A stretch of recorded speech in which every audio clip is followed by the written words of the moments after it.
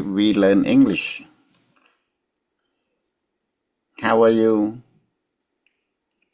Yeah, today I'm fine. Thank you, sister. And what about teacher? Good. I am very good. Yeah. How are you, Cheyenne? Hello. Hello. How are Hello, you? teacher. Bongda, how are you? I'm good, teacher. Good. I'm good. I And am. you, teacher? I am very good. I am very Yeah. good. How are you, Bongda? I am very good. I am very good. I'm very I good. am very good. Yeah. How are you, Kim Ho? Kim Ho. Hello. I'm fine, teacher. Thank you. Yeah. Learn how to speak English. I cannot speak English. Learn how to speak English. Okay, Miss Simon. Let's go read lesson 1. Yeah, teacher. Show your face.ដាក់មុខ Kim Ho đã mất. Simon. Okay, អូស្អាតណាស់ Simon ឥឡូវអានអង់គ្លេស lesson 1 មើល បងប្អូនអរគ្នា យ៉ាស្អាតណាស់អូយ Thank you, teacher. She is beautiful.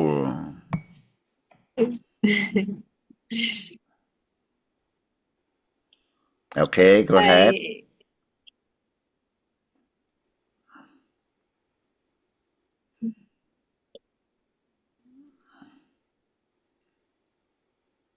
Go.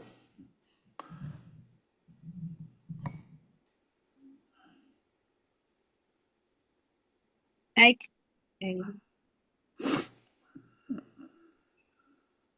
អត់ឃើញមេរៀនលោកគ្រូ Then Marian. Oh, you want Marian? Yeah, I want to see មេរៀនមានន័យថាម៉េចមេរៀន A lesson. I want to see that The lesson. Okay. and Hold it. I can read the lesson. And I will. And I will. And I will. Okay, learn how to speak English. Okay, let's go here this email. Who get what?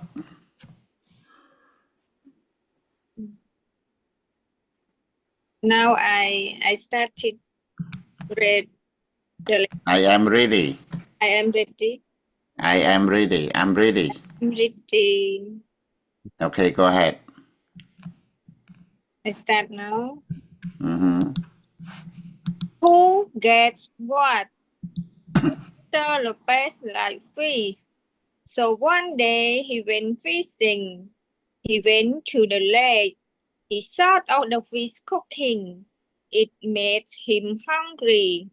At last he got a fish. He started cooking it for dinner. But along came a bear. The bear liked fish too. So the bear got the fish and Mr. Lopez got away. Okay, Simon, what is the title of this? What is title of this lesson?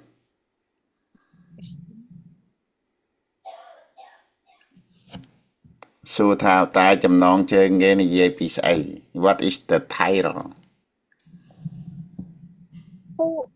Who gets what? Who gets what? Yes. Who gets what? What is the title? What is the title? The title who gets what? Who get what? What is the title of this lesson? Gets what? Who Gets what? who get what? Who like the fish? Simon. The Mr. beer. Who like the fish? The bear. Teacher, can Can I explain? Huh? Teacher, Who can I? who like the fish? Mr. Lopez like the fish and the bear like the fish too. Mr. Lopez like the fish and the bear like the fish too. Who got the fish? Mr. Lopez got fish. Mr. Lopez Like got no fish fish. and the bear like Who got the fish? the bear got the fish. The bear? The bear got the fish. What happened to Mr. Lopez? Mr. Lopez got away. Mr. Lopez got away.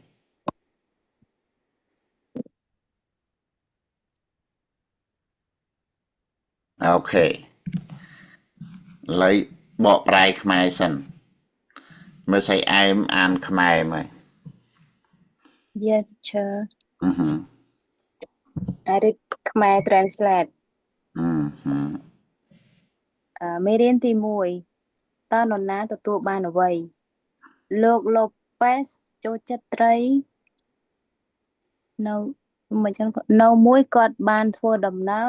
ទៅកាន់បឹងមិនចឹងលោកគ្រូថ្ងៃមួយដែរលោកគ្រូ ហើយថ្ងៃមួយ អញ្ចឹងក្នុងនេះសេខុសមួយចឹងនៅថ្ងៃមួយគាត់បានធ្វើដំណើរទៅកាន់បឹងមួយដើម្បីនេសាទត្រីហើយគាត់បានគិតអំពីការចម្អិនត្រីវាបានធ្វើឲ្យគាត់ឃ្លានយ៉ាងខ្លាំងនៅទីបំផុតគាត់នេសាទបានត្រីមួយក្បាលបន្ទាប់មកគាត់ចាប់ផ្ដើមចម្អិនវាសម្រាប់អាហារពេលល្ងាចប៉ុន្តែពេលនោះខ្លាឃ្មុំបានមកដល់វាក៏ចូលចិត្តត្រីដែរដូច្នេះហើយខ្លាឃ្មុំបានដណ្ដើមត្រីពីគាត់ពេលនោះដែរលោក Lopez បានរត់គេចខ្លួនបាត់ទៅ គ្រូ បានន័យថាម៉េច វាត្រង់នេះ អត្ថបទនេះគេចង់និយាយអំពីលោក Lopez ចូលចិត្តត្រីហើយគាត់មានក្តីសុបិនគាត់អត់តន់ទៅស្ទូចទេតែដល់តែគាត់មានក្តីសុបិនគាត់ស្រែកឃ្លានត្រី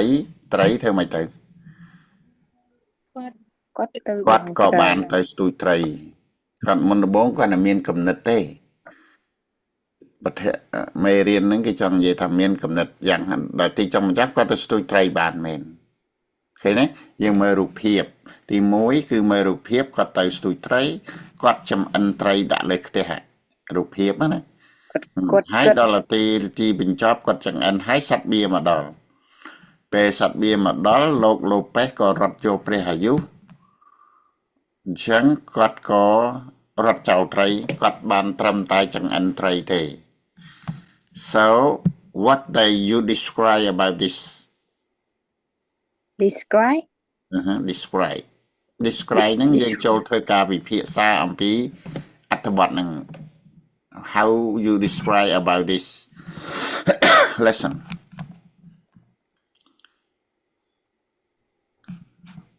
តើយើងអាចពិភាក្សាអំពី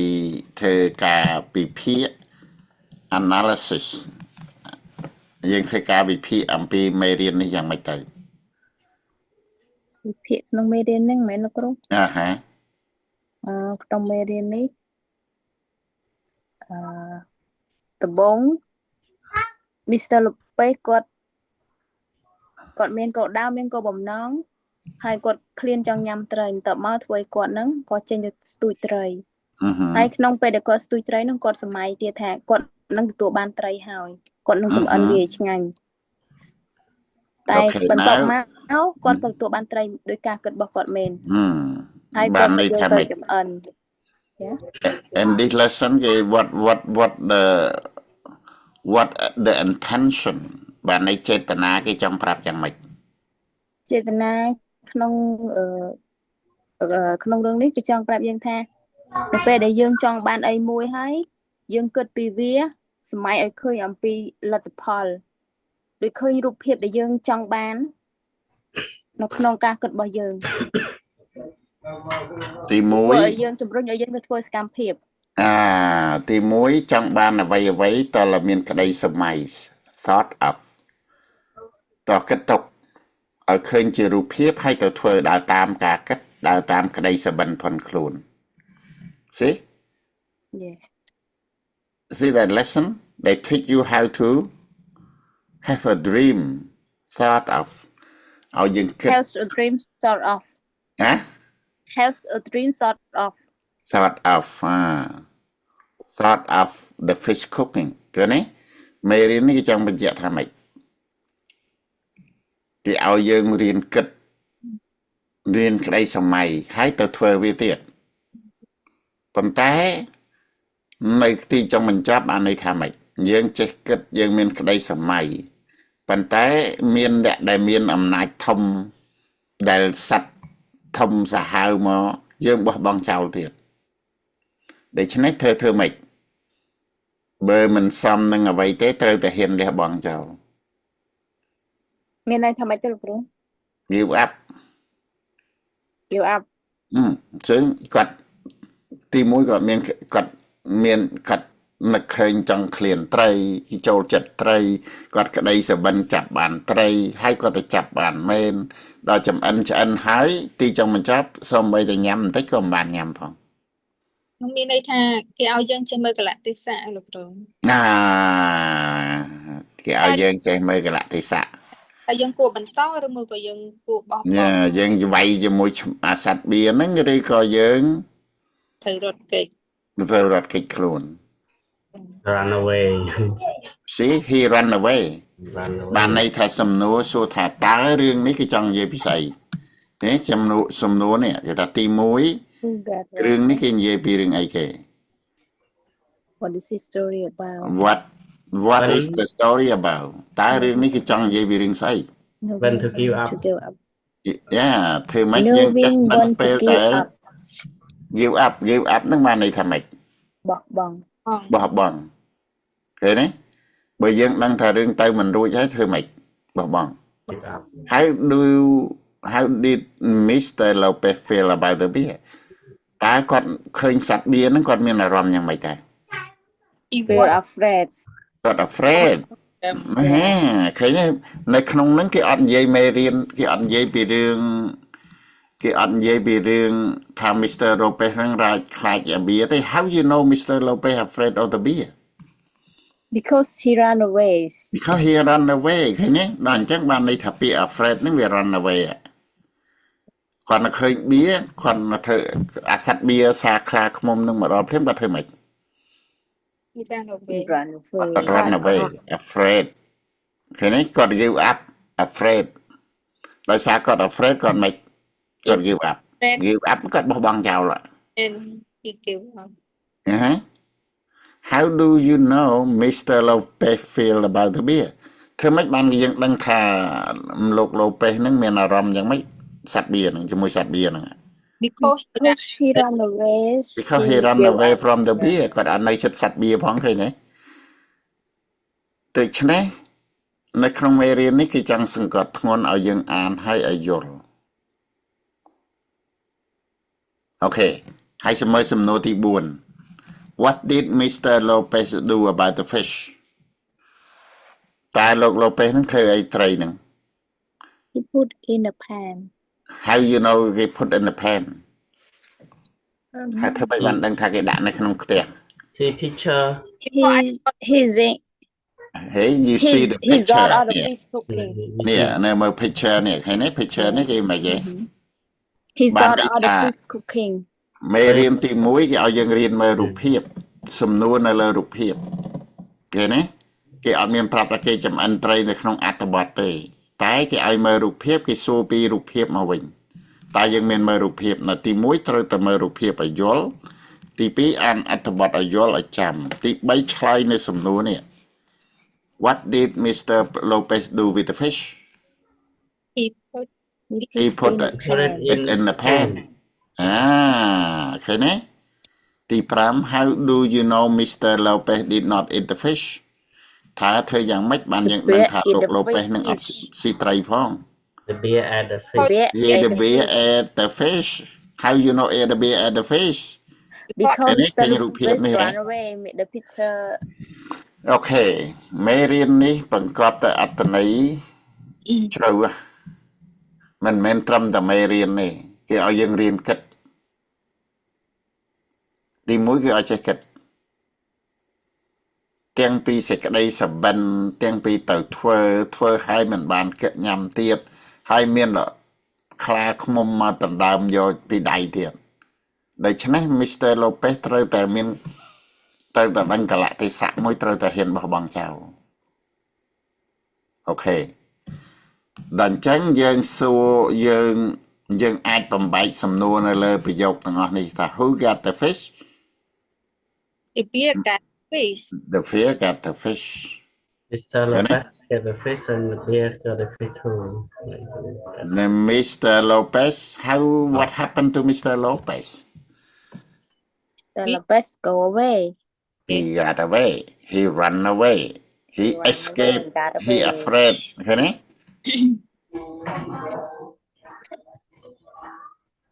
Okay now ទី1ទៅធ្វើម៉េច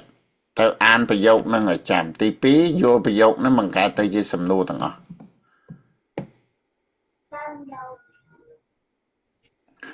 ឥឡូវយល់ Do you understand about how to learn this lesson នេះរៀនពីរបៀបរៀនមេរៀនទី1នេះឲ្យច្បាស់សិនយល់ហើយ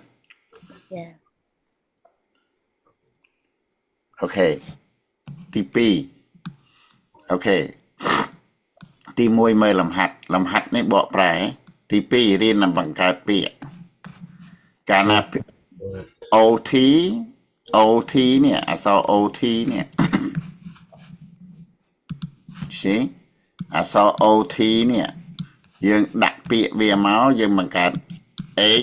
HOT បានន័យថាស្អី Hot Hot. hot ហ្នឹងគឺក្តៅ It is very hot ឃើញទេ OT និង H ទៅ hot OT និង L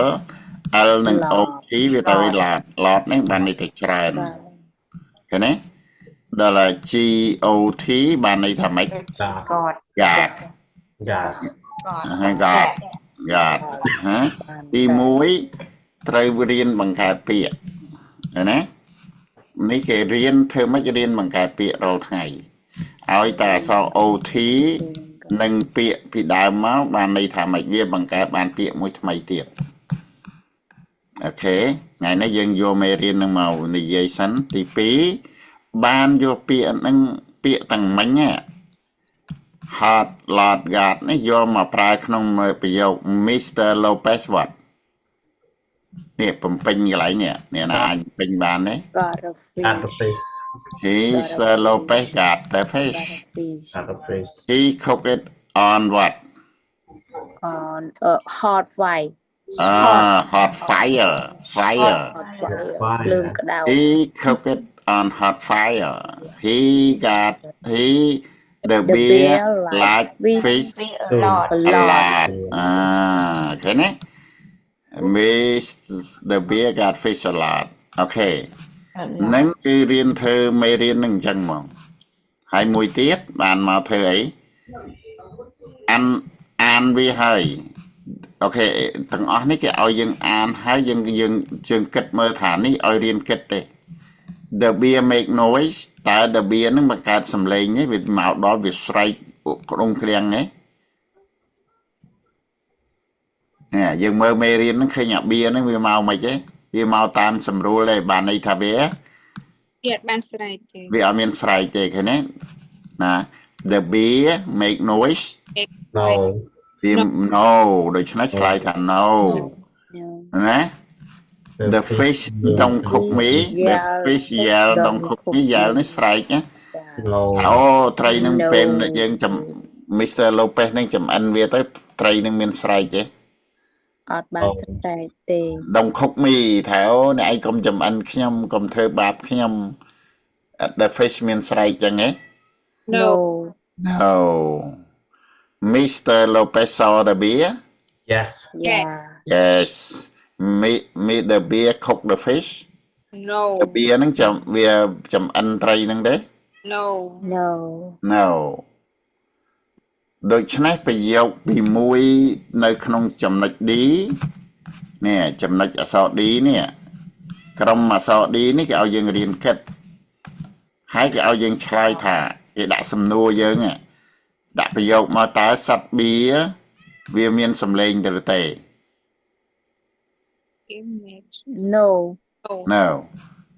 ត្រីវាស្រែកថាកុំចំអិនខ្ញុំទេ No. No. no Mr. Lopez saw the beer Yes. Yes. yes the beer cooked the fish No. no អូខេដល់អញ្ចឹងយើងយកទាំងអស់ហ្នឹងមកដាក់ជាសំណួរមកវាចេញចម្លើយតែចម្លើយហ្នឹងនៅក្នុងការគិតទាំងអស់ហ្នឹងគេអត់ទៅសេនៅក្នុងអត្ថបទទេប៉ុន្តែគេឲ្យយើងគិតឃើញមេរៀននេះគេឲ្យយើងរៀនគិតគ្រប់មេរៀនទាំងអស់100មេរៀន No. ហើយគ្រប់100មេរៀនហ្នឹងយើងរៀនណាមិចយើងនិយាយមកម្ដងទៀតទី1យើងត្រូវអានយើងទី1ត្រូវធ្វើអី មើលរូបភាពគូ មើលរូបភាព យល់ read the picture ទី2 read អត្ថបទ the article read the article read read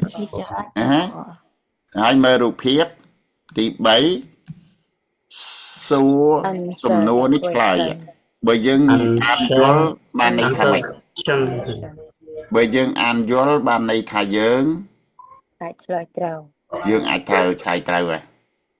Yeah. ពេលដែលយើងឆ្លើយត្រូវហើយយើងរៀនអីគេទៀតរៀនបង្កើតពាក្យ learn about word ដូច្នេះអានេះគេហៅ section B ឃើញទេទី1 section A វគ្គទី1គឺចំណងជើងគឺ A វគ្គទី2គឺស្អីគេ B វគ្គទី2គឺយើងអានយើងរៀនបង្កើតពាក្យ learn វគ្គ about ទី word 3អក្សរ C រៀនប្រើពាក្យក្នុងប្រយោគវគ្គទី4រៀនគិត about it Sing about think about it រៀនប្រើគំនិតផ្ទាល់ខ្លួនតើគំនិតហ្នឹងគេតើមេរៀនហ្នឹងគេចង់និយាយពីស្អីអូខេ so every lesson is the same every lesson is the same the same way from 1 to 100 Yeah. that you supposed to learn the same model Yeah, the but same. different meaning different yeah different the same Yeah, so the blueprint same rule. The same root. the Different same meaning. អានេះអក្ស the រ same model different meaning អានេះឈរអានេះអក្សរនេះមួយចេញមួយតែខុសមួយអូខេ អាកន្លែងដក clear កន្លែងនោះមិនក៏ខុសដែរ អា កន្លែងអាចខ្ញុំអានប្រែមិញ អូខេចាំឲ្យសេអែមចូលជួយមើលផង copy and paste it different there អ្នក copy and paste ចូលមកអូខេ what you learn English is practice ដោយ system យើងរៀនអញ្ចឹងរហូតហើយយក learn រៀនទាំងអស់ហ្នឹងយកវាមកបង្កើតជាសំណួរហើយឆ្លើយហើយគិត that the lesson number 1 you have to learn how to read it to become second nature បានន័យថាម៉េច second nature ទី3 second second ទី nature 1ធម្មជាតិឯងគូ ហើយទៅជាធម្មជាតិ ជាធម្មជាតិ second second nature Connection. ឬក៏ឲ្យទៅជា second nature ឲ្យទៅជា ទីពីរ ធម្មជាតិ second nature ហ្នឹងបានន័យថាយើងវាកើតមកអត់មានទេប៉ុន្តែយើងឲ្យទៅទី2ឲ្យទៅជាធម្មជាតិ habit become nature become nature ដូចយើងនិយាយភាសាយើងអញ្ចឹងគេ native language native language ហ្នឹងមានន័យថាម៉េច native language ភាសាពីដើមមើលគូ ភាសាកំណើត native ហ្នឹងភាសាកំណើតយើងកើតនៅប្រទេសណាពេលអាយុពី1ដល់15ឆ្នាំគឺយើងចេះនិយាយភាសានោះហើយដាច់យើងមាត់យើងទៅភាសាហ្នឹងហើយបើយើងយកក្មេងមួយពីក្រោមអាយុ5ឆ្នាំ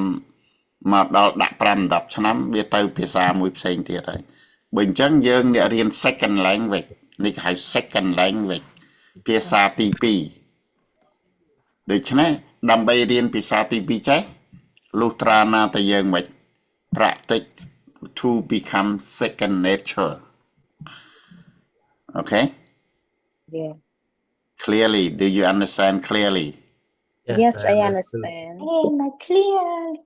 clear okay clear and clean Clear, no clean. clear clear clean clean clean clean ណា Yeah. Yeah. Clear no clean clear no clean clean ហើយ Yeah, clean and clean. តិចបាក់ clean ណាយ៉ា clear mean Clean by. understand everything ដល់នៅក្នុងពាក្យ Clean hungry ហ្នឹង your បានន័យថាម៉េច hungry ហ្នឹង clean angry hungry angry angry angry Hungry. ខឹង hungry clean Yeah. yeah hungry hungry Hungry. it make him hungry he short also about the fish no មែនទេមើលឈួនអានម្ដងមើលឈួនដូច Short. អានអត់ត្រូវទេមើលឈួនអានម្ដងមើល he thought of the fish ក៏មាន thought ទេ thought he short shot at the fish cooking Short. he shot So, អានម្ដងចឹង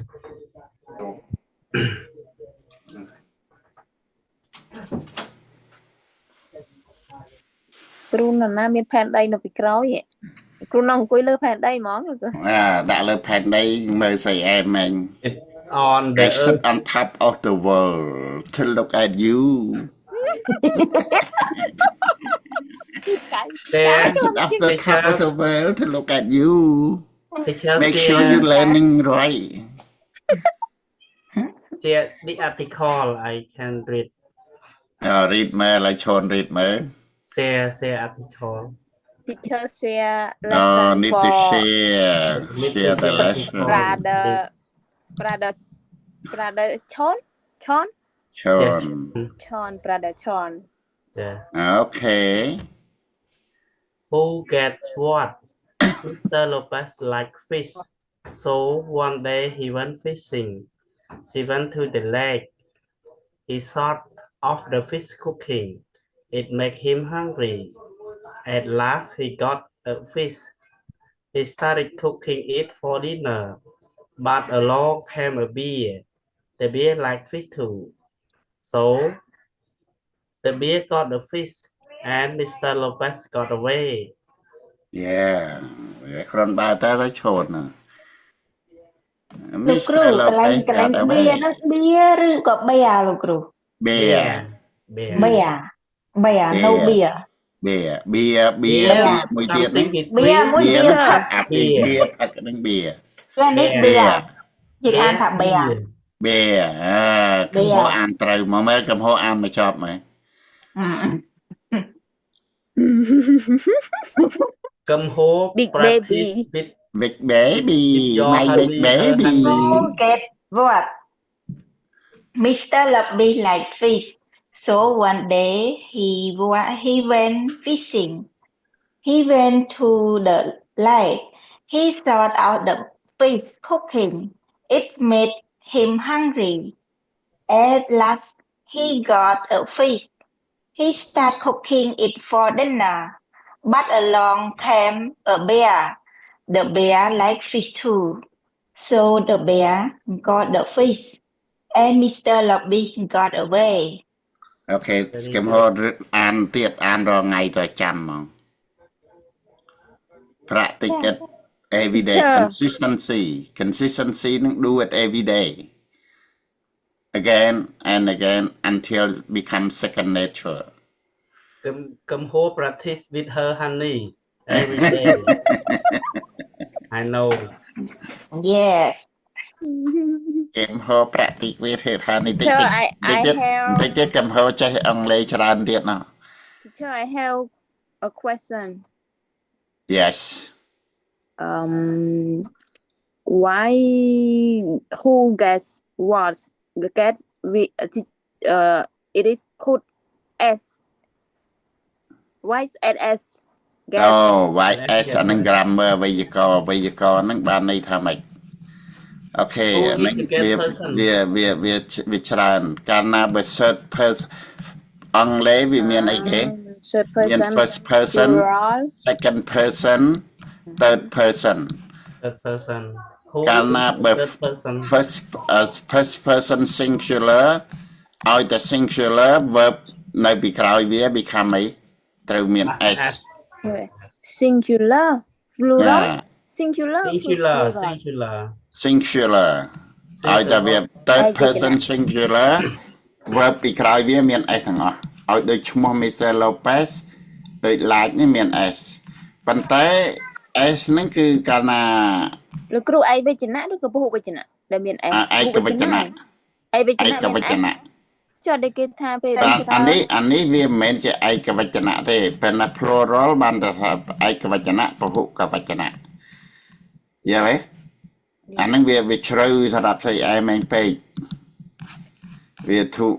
កាលណាបើ present tense បើ third person singular the verb ពីក្រោយវាត្រូវតែ add time s ឃើញទេនេះ time s កាលណាបើ past tense គេ time s ទេគេដូរត្រង់ត្រីវាប៉ុន្តែតើ subject verb object verb ហ្នឹងតើ subject នេះវា third person singular person singular and we use positive now add s to the verb yeah បាទ អូខេអាហ្នឹងវាហួសពីការបរៀនបន្តិចជ្រៅបន្តិចឯមេរៀនហ្នឹង positive with as a negative we positive use and negative auxiliary we add s no we don't think about positive and negative we think about think about we think ដើម្បីបង្កើតប្រយោគវាត្រូវមានអី subject flower verb object object ឃើញទេប៉ុន្តែ subject នេះវា third person បើ third person the verb has to add s yeah យល់ទេ present Yeah. simple ប៉ុន្តែ present verb simple ប៉ុណ្ណឹង បើ verb នេះជា plural វិញបានន័យថា verb នេះអត់មាន s ទេ can you Okay, can you that's- give me some example no one away example beyond ហួសសមត្ថភាពស្អីអែមអត់តាន់អាចនិយាយបានទេបន្តិចទេបាននិយាយបានចង់រៀនវេយ្យាករណ៍ខ្ញុំបរៀនបានទាំងអស់ខ្ញុំស្ដាច់វេយ្យាករណ៍ហើយ នេះទេលោកគ្រូគាត់តែឆ្ងល់វា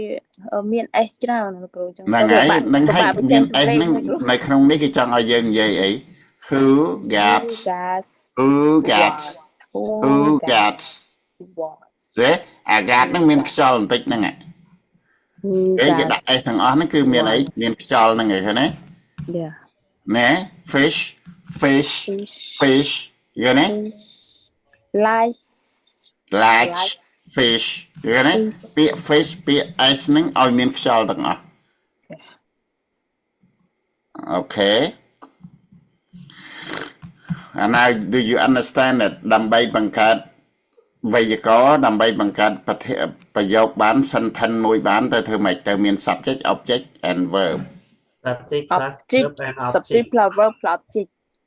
plus object ដល់អញ្ចឹងកាលណាបើ verb បើ subject singular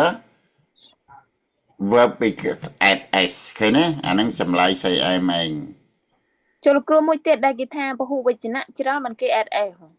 ចានេះមិន ឯ គេ កវចនៈមានពហុវចនៈទេ អានោះប្រើជាមួយនឹង noun នាមដែលមាន plural និង singular តែកាលណាវា plural នាម plural verb អត់មាន s ទេ yeah អានឹងចាំមើលថ្ងៃណាបរៀនតិចទៀតទៅចាំខ្ញុំបរៀនវេយ្យាករណ៍ yes teacher ឆ្ង ខ្ញុំ ល់ បកកាយលេខ1វេយ្យាករណ៍ហើយក ូនសិស្សអត់ដឹងថាមិនអិនគេដាក់ s វាដឹងហើយឥឡូវហ្នឹងឥឡូវវាសួរឥឡូវវាពិបាកឆ្លើយពេកឆ្លើយទៅក៏មិនយល់ដែរយល់ទេមេរៀនទី10អីនោះបាននិយាយគ្នាស្ដាប់បានអូខេ any Yes. more question any more question no more no more question ហេតុអីអត់មានសំណួរ any more question any more question teacher មេរៀនចប់ហើយមែន teacher អត់ចប់ទេមិនចេះចប់ទេមេរៀនណា ទេ lesson 1 lesson 1ចប់ហើយនៅធ្វើលំហាត់មិញចប់ហើយ to next week we go to lesson 2 yeah okay from now to next week you have to listen to lesson 2 and YouTube lesson ហើយមើលវាតាមនឹងហើយបើចង់បានមេរៀន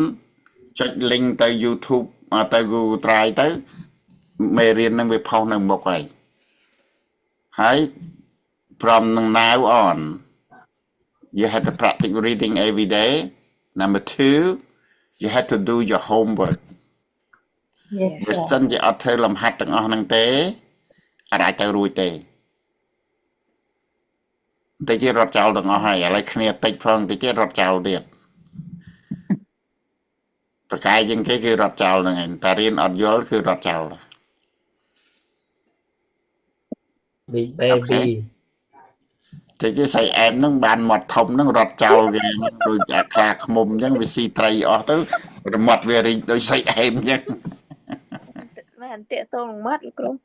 អាមាត់វាហ្នឹងហើយមាត់វាស៊ីត្រីដល់មាត់ស្អីអែមរត់ចោលមេរៀន because this lesson មេរៀនទាំងអស់នេះគឺអាចកម្បាំងគឺអានឲ្យយល់ឲ្យចេះគិតចេះប្រើបញ្ញា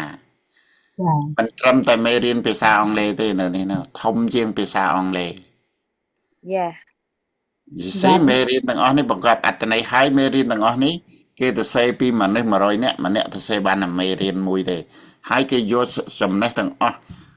រឿងពិតនិងរឿងប្រឌិតឡើងនៅក្នុងពិភពលោកគេដើរសាយជ្រាវរឿងទាំងអស់នៅក្នុងពិភពលោកយកមកដាក់ជាមេរៀនឲ្យយើងរៀនទី1យើងបានចំណេះទី2បានភាសាទី2បានទី3គឺបានគំនិត ដែលអាចកម្បាំងនៅក្នុងមេរៀនហ្នឹងមិនមែនត្រឹមតែមេរៀនភាសាអង់គ្លេសទេ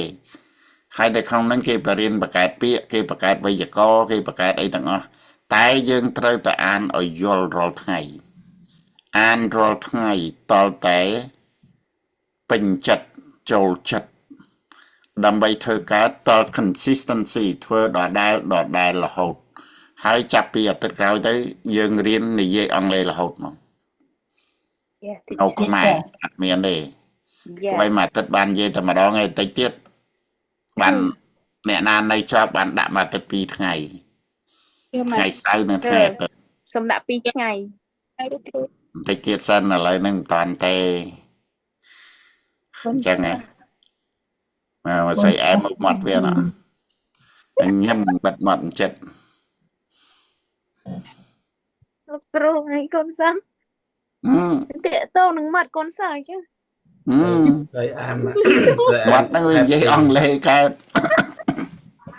គេមើល Okay do you have any more និយាយអង់គ្លេស question ណាលោកគ្រូ Okay យល់មេរៀនទី2ទៅឥឡូវមេរៀនទី2 next week from now on what you should do from now to next week before we meet ត្រូវស្ដាប់នៅក្នុង YouTube ហ្នឹងរាល់ថ្ងៃ wing for people ចា Wing for people wing for people Okay Yeah. ហើយអ្នកណាដែលមិនទាន់មេរៀនទី1អានមេរៀនទី1អានមេរៀនទី2ទី3គឺធ្វើលំហាត់ឲ្យយល់យល់ហើយអូខេមានសំណួរទៀតទេ Any more question មានសំណួរទេ Do you have more question Any question No question No, not yet. No not yet bằng đa Not yet. bằng đa បងដាដេកលក់ហើយបងដាលើហាត់ប្រានរៀងនឹងស្អាតមកណា នៅតែលោកគ្រូកំពុងលោកគ្រូមិនខ្ញុំលើលោកគ្រូអាន God មិនលោកគ្រូអាន God God God God I got it not yet I got it. I got it មើលរៀននិយាយត្រូវហាមាត់ I got I it got it. I got I got yet ហ្នឹងវាជា present tense present ដល់ past tense I got I got I got it ឃើញដល់ខ្ញុំនិយាយរាល់ថ្ងៃទៅវា I got it I got it I got it I got it. I got it Do you understand Yes I got it Yes I understood រីករាយចឹងមកណា I got it yes I did តើកាយវិការអញ្ចឹងមែនលោកគ្រូ I got it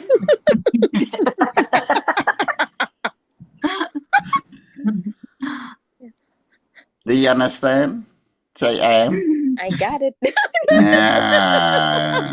I got it got it នេះបានយ តែ ល់ កំហ Do you understand កំហ ធ្វើដៃអញ្ចឹងបាន I យល់ got ច្រើន I got it មើលសៃមឿនធ្វើដៃមើល Do you Yeah. understand សៃមឿន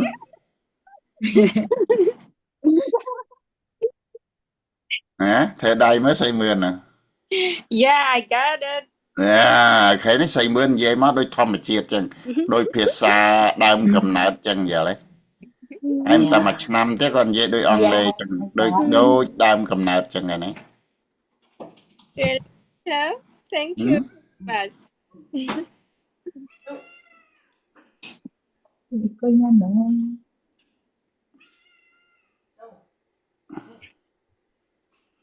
ok chăng ở hai đàn màu hai chăng bàn này nè